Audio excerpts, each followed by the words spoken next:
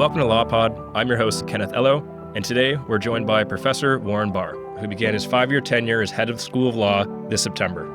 Originally from Belfast, Professor Barr returns home after nearly 3 decades leading major law schools across the UK, including Liverpool, Cardiff, and Birmingham. To start off, welcome Professor Barr, congratulations, and how are you settling into Queen's so far? Thanks for aging me horribly for a start. So that's a nice start to things. How am I settling into Queen's? Very well, I think. I hope, at least. This is the first time I've been at Queen's as a full-time member of staff. As you rightly said, I did grow up in Northern Ireland, but I did not come to Queen's for university. I went to Reading, simply because this would have been 6 miles north of where I lived, or 6 miles south, I should say, and I went to school 6 miles north, so it would have felt like going to school. In terms of settling in, very well. Obviously, coming from Northern Ireland and having family here, I've been back at least 3 times a year, every year. And I did work in Queen's a number of times, particularly under Sally Wheeler as an external examiner here. So it's great to be back. Amazing. And apologies for aging you there, but you have had such a remarkable career across the UK. So I'd love to start back at the beginning. So maybe talk about what made you decide to go to law school. Okay, well, this is a sort of confessional, I suppose. I really liked history when I was doing my A-levels and thought, should I do history at university? I thought, no, if you do history, you end up teaching. So there's a beautiful irony there, given my career. So I decided, I talked to a number of people, and law seemed really quite exciting. And as I said, I was then keen to go somewhere that wasn't Belfast, and so picked Reading simply because at the time, they were the friendliest university. This was at a time when we didn't have to worry about student fees. So you chose on very different basis than you would do now. And so I went to Reading in 1992 to start my legal studies. And someone had told me that I'd like it because it was an enjoyable subject to do. It was close to history in the fact it was about argumentation and detail. And they were right. And I think I went in, like a lot of students do, I think, focused on a legal career, probably as a barrister. If I think back to that time, and certainly that's what my parents thought I would be doing. And I think it was during my second year that it became clear to me that that probably wasn't what I wanted to do. And the staff at Reading said that they thought maybe an academic career is what I should be looking at. And the rest, as they say, is history. Absolutely. And that history led you to 27 years at major schools. What major moments or major experiences at those schools speak out to you? Oh, my goodness. That really is asking me to reflect. I suppose it's those different things. So I graduated from what was a research master's, a 60,000 word research master's at Reading, in the days when you didn't need a PhD, on the 4th of July, 1997. And I was interviewed at Liverpool on the 6th of July and accepted a job on the 7th of July. And that was as a fixed term 3-year lecturer in property law. And so I think, in terms of milestones, I think reaching senior lecturer at Liverpool a few years later was a milestone because suddenly I was permanent member of staff. Then I suppose becoming a professor was another milestone. I think that was around 10 or 11 years ago. I really can't remember. And I think I've always had a real interest in research, but also education. And I think probably one of my proudest moments when I was made Principal Fellow of the Higher Education Academy, just before I think I was made chair, in recognition of the leadership I'd done in teaching across both Liverpool and across the legal sector. Wow. Yeah, those are some pretty significant milestones. I want to go back to the initial, seems like a 3-day, pretty career monumental thing, July 4th to July 7th, accepting the role. Did you apply, and did you apply to multiple different schools, or is that more happenstance and the opportunity just kind of presented itself? It's obviously a quick turnaround time.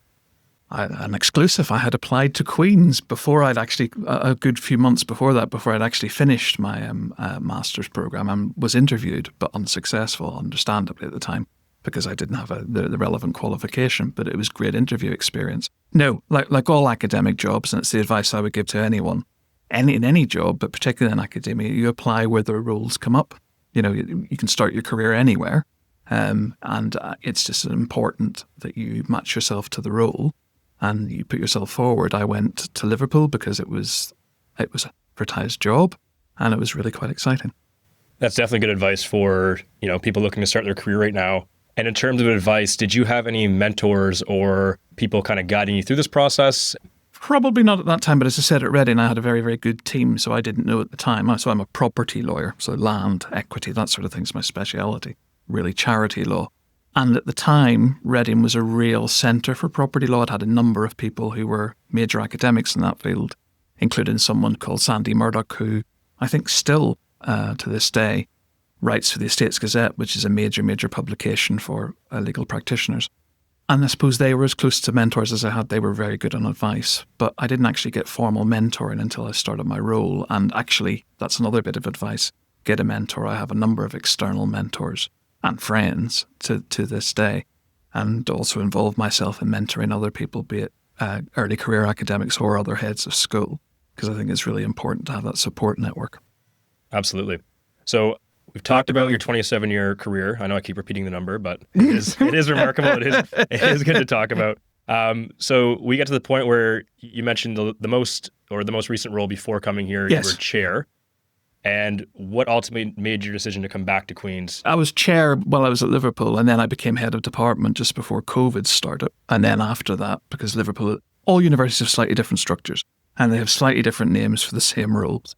But so I was head of department, which is very much similar to head of school, because it was a paid role. But there was someone titularly who was dean of what was then the School of Law and Social Justice.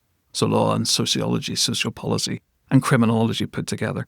So I then stepped up to be interim dean.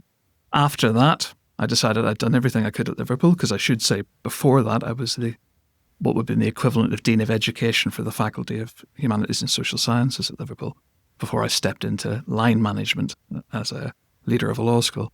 So after Liverpool, I went to Cardiff for a year, and that was only a year because while I really enjoyed it, I didn't feel I could relocate to Cardiff.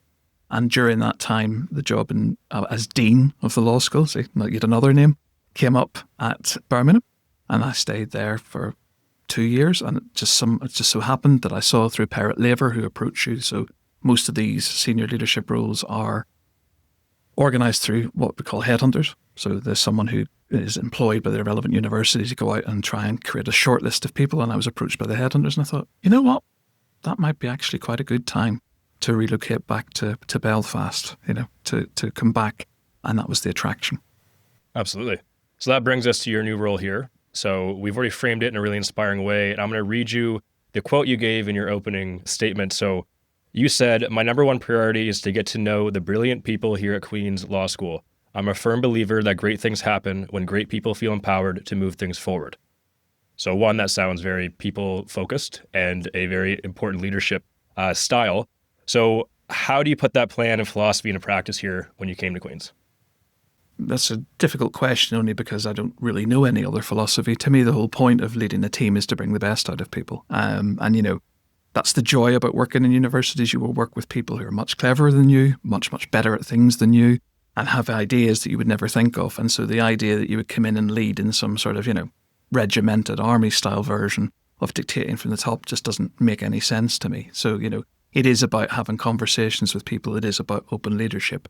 And it is about empowering people. And I suppose in terms of what I've tried to do is, first thing I wanted to do was meet with individual members of staff and staff collectively to hear what they enjoyed about Queen's, what ticked them off about working here, and what they were looking for me as head of school to do. So I suppose it's been that, and then trying to come up with patterns of work that we can all work together. As a head of school, I'm responsible for everything, but can't possibly do everything. And so I have a number of people in different roles, which students will be aware of, like Director of Education, Director of Research. And it's so having conversations with those people so that they feel empowered to have their own agendas and know that I'm there, as a sort of almost like a coach to help bring these things along. And I think we're moving in that direction. And, and talking to the school, I've set out a direction of travel. We're currently working on our mission statement for the school, which we'll then bring to students to talk about. And then we're working on our strategy to move us forward. But we've already identified a number of priorities for the coming year, a number of priorities moving forward for the following year. So we're trying to focus on the future. Absolutely. And you kind of share with us that you started off at Reading, you graduated, you went to Liverpool, you were originally a senior lecturer, and then you became a professor. At what point, or did you get this experience, or did you find that it would have been missing to have that conversation with all the people from kind of bottom down? Did you, when you first started as senior lecturer, did they ask you those questions? Oh, no. Or how did you get that experience to go talk to people? Well, I was very lucky at Liverpool, so I think, I had a very, very good time and good career there. So, across the sector, we have leadership courses. And I can't remember the year exactly, this is the joy of age, but at some point, not too long after I'd been made senior lecturer at Liverpool, had started a leadership program called Future Leaders. A really horrible phrase, but it was a selection process, and there were 13 of us chosen from across the university to do an intensive 18-month course in leadership and higher education, bringing in external speakers and working on a series of projects. And so I was lucky enough to get involved in that. And that's where I first, I think, got experience of leadership profiles and different tools that you can use to explain leadership. And since then, I think I've probably now been through about 7 or 8 different leadership courses. And so I think the purpose of those courses is not really to help you lead, but to help you understand your different preferences and your different profiles of leadership. And so through that, I learned that I was a participatory leader, that my idea is, as I said, in that statement, to bring people together and to move them forward. And I suppose that's where those things come. So and I don't think my experience was that different. Leadership tends to come with roles, and as you get prepared for roles, I think increasingly across the last decade or 2 decades, that's the major shift I've seen in how universities are run. They take investing in leadership seriously, and that the people who are taking on leadership roles have some support and some training to do so. Absolutely. It sounds like a very consistent crescendo up to this point now in your role as the head of the law school here. So with all that experience, what excites you most about this chapter at Queen's Law? Oh, there's so many things, but I think it goes back to what I said right at the start. It's the people. The people here are brilliant, and that's the staff, but it's also the students. This is an incredible law school, and one that, in the scheme of things, compared to a lot of UK institutions, is pretty small. Some law schools are mega in terms of both student numbers and staff numbers, but we don't just punch above our weight. As you can see in the sorts of metrics that things are counted by, this is a great school, but it's also one with an incredible global outlook. And, I think I've been struck, as I've been told before, but I've experienced it now, just how much staff are willing to do things. There's a real can-do attitude in the law school, which I think is fantastic. And that really excites me for the future, because I think there are great things that we're already doing. I think it's probably for people outside of Northern Ireland, it's very hard to appreciate just how much of a role the law school has had over the years in actually shaping the Northern Irish legal profession. And I use those words carefully because it has actually helped shape the framework, the structure of people, things. So our relationship with the legal profession is much more than a simple good relation through excellent alumni. We've actually had a pivotal role in those things, and that's fairly exciting. And actually Northern Ireland as itself is large enough to be a test bed for things that will work at scale in other places. And so there's a lot of work being done here at Queen's and in the law school, that really speaks to a global audience, and that's just so exciting. I agree, absolutely.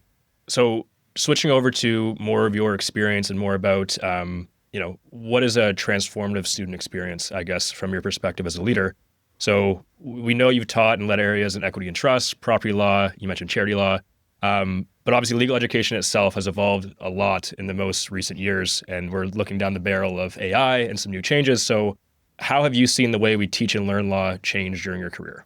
Oh my goodness, what a question. There's probably 3 questions in there. I'll try and answer them in order. Yeah, that was a mouthful, sorry. Yeah, that's fine. What do I think is a transformative experience? Well, I think that differs depending on who you are. I think one of the most important things that all of us need to do, and this is as true as it is for me at Queen's as anywhere else across the United Kingdom or the Republic of Ireland, and that's making sure that a law degree is accessible to anyone who has the capacity to want to do it. And so that widening access, and I do mean widening access rather than widening participation. I'm happy to go on what I think the difference is at some point, is really, really important. So I think a transformative experience can be very different depending on your socioeconomic background and things. So there's that. I'm going to sound a bit like an old fart here, I'm afraid, in terms of, how has a law degree changed? In some ways, quite considerably. In other ways, not a lot. I suspect if you were to find a graduate from the 1980s in Queen's or Birmingham or Cardiff or Liverpool and ask them to look at the programme of what they were studying, it would look largely familiar. There might be some bits of it that looked a bit different, but they would look largely familiar. And, that's not me saying that Gen AI isn't going to change things. Of course it is. It already is changing things. I think data statistics suggest that I think it's something like in Northern Ireland alone, over 60% of firms are using generative AI every day. And that number will only increase because of the capacities and whatever it grows. But the reason I said I'm not sure it changes that radically is I think actually the march of generative AI is a really empowering thing. I suppose I'm not old. I mean, I keep saying how old I am, but I'm not old enough to remember the calculator. But I do know that when a calculator appeared, suddenly people thought that was the end of mathematics as a discipline and that people would never add again. And of course, that's not true. It's become a tool. And I think Gen AI is the same tool, which is a long-winded way of saying I think that actually in terms of legal education, what's really changing, and I think it's a change for the better, and Gen AI only helps that change. It doesn't make it happen, is that actually what we should be teaching you is what we should also always have been teaching law students, which is skills. And increasingly in this modern age, behaviours. So, you're going to graduate into a world that we don't understand, and jobs that won't look like they do, or jobs that, will cease to exist in the form that we recognise them today, and that could happen in 3 years' time. And we also have a generation of students who are not focused on a single career. They talk in terms of careers or different things at different times. So we need to teach things like resilience in the accepted sense of that word, how you form a good work-life balance. We need to teach things like adaptability. We need students to have those critical thinking skills that you get from a law degree, because whatever Gen AI can do, there are a lot of things it can't where the human element becomes important. And also, even at the most base level, what happens if the cloud collapses? You can't not give advice to a client, so you will fall back on those basic legal and soft skills, people skills, that will be important no matter what Gen AI is doing to legal education. So I think all it does is reinforce the emphasis on what has been the core of a law degree for a very long time. Absolutely. So from my 3 questions, I'm going to have 2 questions back to yours. So the first one you mentioned there, access versus participation. Yes. Can you walk me through what the difference is? I think so, and I'm not meaning to be critical of anyone or any institution, but widening participation is usually the phrase used by government where we can demonstrate that universities are taking in students from different backgrounds, be it underprivileged financially, be it BAME students or whatever. That's fine. Widening access to me is the next step, which is making sure that those students get the additional support they need for the particular needs that they've got during their journey here. And I think increasingly universities are waking up to that fact. And you will hear a lot, if you look in the press, about awarding gaps, which is that difference between different people coming in with different backgrounds. And so widening access is about what happens, not just in getting students into the institution, but about supporting them in their journey through to graduation and beyond. Absolutely. That's a great way to delineate between the two of them. And the second question I have is just specifically about those skills you mentioned, so the soft skills. So off the top of your head, you kind of mentioned a couple there, resilience, adaptability. What are some, or what is one of the most necessary future law skills you see becoming important in, say, the next year, next 2 years? Well, I'll answer by not giving you one. I'll give you 3. Perfect. I think emotional intelligence, I think the ability to bring that to any situation is overlooked and incredibly important. I think those absolutely critical skills that we will be able to, if you like, interpret what AI is telling us, because AI works on the basis of models. It comes up with a series of solutions, and what it thinks is the best answer. We need to be able to work through those. And I think the other soft skill is the one, I think my professional colleagues would think it remiss if I didn't mention commercial awareness, because they have been pushing that for a very long time. And it really is a skill, commercial awareness. It's about that. I think we tend to use the phrase commercial awareness to mean that people are aware of how the commercial world works. It's much, much broader than that. It's a whole set of skills, including client skills. Increasingly in marketplaces where either lawyers are moving in-house or you're getting big multinational firms touting for business, you need to be able to do the interpersonal stuff incredibly well. And that's part of what is bracketed under commercial awareness. Absolutely. And this transitioned me almost perfectly to your next quote. I think that soft skills don't just happen in the classroom. Correct. Soft skills happen in, I'm going to read your quote to you, where you said, engage with everything that you can and seize as many of the opportunities offered to you as your circumstances allow. There are some truly incredible co-curricular activities offered by the school team, mooting, pro bono, and more. Most of all, enjoy the experience. So I think that quote really speaks to students that to find those soft skills you mentioned there, it is in the co-curriculars and in that, I like the way you say it, as your circumstances allow. It goes back to that access versus participation comment. But Maybe explain to me that quote and your experience as far as how co-curriculars helped you learn those skills and how you see that maybe helping students.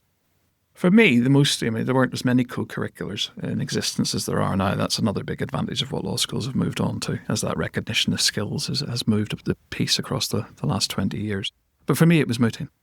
I got involved in mooting because, as I said, I was interested at that point in becoming a barrister, but it was extremely useful because it taught me oral presentation skills.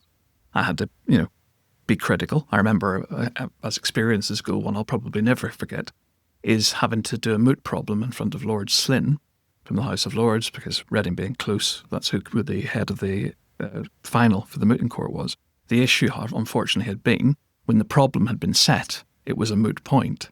When I was arguing before him, I was telling him essentially he was wrong in the House of Lords, as it was the decision that he'd passed down the week before. So that sticks out in my mind. But again, that taught me a lot of basic skills. But your point's a good one. And that's why I was careful in the wording I chose. It is as your circumstances allow. And I think, it's important not to think that you're losing out if you can't do everything that's offered by a law school. You couldn't possibly. There are too many offerings. There aren't enough hours in the day to do everything that's now offered by Queen's Law as extracurricular activity. It's about selecting and picking. And that's recognising that a lot of students have to work jobs and so don't have that capacity to do things. A lot of people are commuting, sometimes from pretty far away, and that impacts on their time. But as I said, there are enough opportunities that it's about quality, not quantity. And that's an issue, I think, throughout all of study, that you choose to do things well. Don't just choose to do them because you think it's a good thing to do. And the other bit I want to emphasise in that, and I think it really is important, is, we know law's hard. As I often say at open days when people are asking about doing law, I said, are you crazy? Why do you want to do law? And I ask the question, and I've yet, in these almost 29 years, I've yet to have an answer to the contrary. I've asked someone, did you enjoy all of your law degree? And no one has yet come back to me and said, yes, I do. And the joke I make with the audience, but I mean it, is I'm pleased to hear it, because if you tell me you enjoyed every subject, you need to seek medical advice. You're probably a danger to yourself and others. It's just not possible. So that leads me to the point that I think you have to enjoy yourself. Law's difficult enough. It's a difficult study, but you have to make sure you enjoy what you're doing. It's a fascinating subject. Yes, you won't like every aspect of it. Usually I have to say it's property and trusts that people don't like, but there's no counting for taste. But it is really important that you enjoy things. And I think outside of study, the skills you're learning through those extracurricular events, but also the fact that they can tend to be really enjoyable, is important. And if instead, what I'm trying to say to people is, you don't need to be doing 6 events a week. Maybe do one every so often. And the other time, you actually have fun with your friends. That's allowed too. That's a big part of the experience. Yeah, I think there you really talk about, you mentioned earlier, resiliency and this definition of work-life balance. Yeah. So for you, how, in speaking to students or even to staff, how do you balance let's call it ambition from wanting to do 6 events per week versus the balance of wanting to be social and hang out with your friends? How do you balance that? How do you see that as, the devil on one shoulder being the ambition, the other side being the work-life balance? If I knew the answer to that, I'd be a multi-billionaire. So, I think the problem is it's individual to each person. And I think the important thing is, we are all, as human beings, guilty of measuring ourselves against other people and thinking that other people are more successful than whatever. You've got to get into a mindset where it's just about you. It's what you can manage and what you can do. And I think in terms of work-life balance, it's recognising that no one can work constantly and be productive. And I suppose over the years, that's the thing, is, as a personal tutor, that's what's worried me most when a student comes to me, usually in a state, and says, I'm working 12 hours a day and I'm not getting anywhere. And it's very easy conversation to say, that's your problem. So I think it's the old advice, but it's work smarter, not harder. Mm-hmm. You're better working in short periods of time, controlled and building in breaks. And actually, if you get into that habit as a student, that's a habit that will get you through life. No matter what job you're in, there's always another demand. There's always something else to do. And that's not to say that if you go into the legal profession or you go into the academic profession, you won't end up working the occasional weekend or the occasional late night. But the important word is occasional, and that you should feel in control of these things. No job should be your life. And I think it's important that you build those habits as a student. And I have to say, I think maybe, I don't mean to be generational, but I think the current generation of students are probably better focused on that. And maybe that's something to do with the impact COVID has had on both society and their education. But they are more willing to do those things. So in terms of advice to students, it sounds a bit trite, but the easiest way is to think in terms of quality. Check what you're doing. Why am I doing this? Am I doing it because I feel I have to? Am I doing it because my friends are doing it? Or am I doing it because, it's actually something I want to do? And that's the same for balancing your time between studies and nights out, Am I going to work on this for 5 hours and actually I'm not going to get anything done because I'm going to be thinking I should have been in the club with everybody else, or we should have gone to the cinema or that theatre thing. It's about working smarter. Absolutely. I think that what you just said there, your answer is the thesis to becoming a multi-billionaire for that balance. That was a very, very cohesive answer, to say the least. In kind of wrapping up here, I want to start by asking, what would you want to say to someone that's listening right now that is at another law school and might want to collaborate with Queen's? The second question I'm going to ask is, what would you want to say to a staff member at Queen's that might want to connect with you to explore opportunities? And finally, what would you say to maybe students in general about interacting with the leadership team of the law school? And I think those are my 3 questions. Okay. So, the first 2 are easy to answer. In the end, it's a simple 2 words: reach out. Queen's Law is very open to collaboration with people. There's a lot of collaborative work happening already. And unless you reach out to us, we don't know what there needs to happen. And the same, staff should know that, and a lot of staff already do. Or I should say colleagues, not staff. A lot of colleagues in the law school already know that I don't have quite an open door policy because of the nature of the job. It means I tend to be in meetings and things, but people can always book appointments to see me, and a number of people do, to discuss things. And that's important. So that answers your first 2 questions, I think. Reach out. It's never a problem. We will discuss it. If it's not something we can do or it's not something we have the expertise to do, we'll let you know. In terms of students contacting staff, we have a variety of mechanisms. Formal ones, which includes, our staff-student liaison committees and the different structures. But the most important thing is come to events. We are human. We tend to go to events. There are loads of different events.